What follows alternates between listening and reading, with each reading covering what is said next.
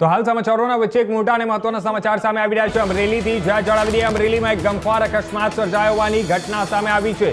જે આપણે વાત કરીએ તો અમરેલીથી લીલિયા તરફ આવી રહેલો બોલેરો ગાડીને અકસ્માત નડ્યો, જ્યારે સ્ટીયરિંગ પરથી કાબુ ગુમાવતા બોલેરો પલટી ખાઈ જતા અકસ્માત સર્જાયો હતો। બોલેરો ગાડીમાં સવાર 14 લોકોમાંથી 9 લોકો ઇજાગ્રસ્ત થયા છે।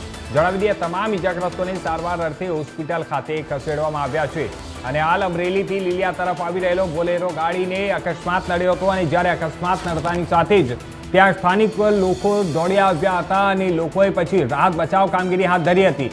જણાવી દઈએ કે આ બોલેરોમાં 14 લોકો સવાર હતા અને એમાંથી લગભગ 9 લોકોને ત્યાં ઈજાઓ થઈ હતી। તમામ ઈજાગ્રસ્તોને હોસ્પિટલ ખસેડવામાં આવ્યા હતા સારવાર માટે અને હાલ આ તમામની સ્થિતિ ત્યાં જે છે તે જનરલ જોવા મળી રહી છે અને જે માહિતીઓ સામે આવી રહી છે કે તમામની સ્થિતિ સ્થિર છે।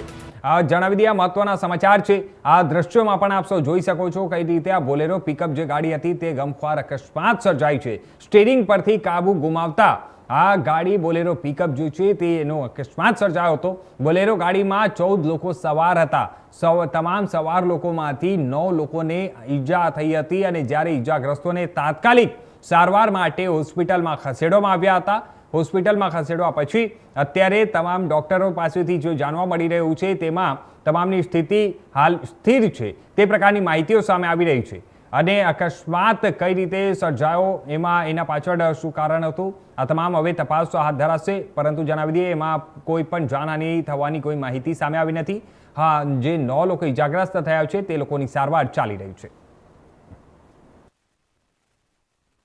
શું ઘટના બની વાત કરો ને? મનસુખા વાઘેલા અમે આવતા હતા અમરેલીથી જતા હતા ગોવા પણ ફોરિંગરા અને પછી આવતા એ અચાનક હું છું ને ડાયરેક્ટ ગાડી જોરો ચડી ગઈ અને પલટી મારી।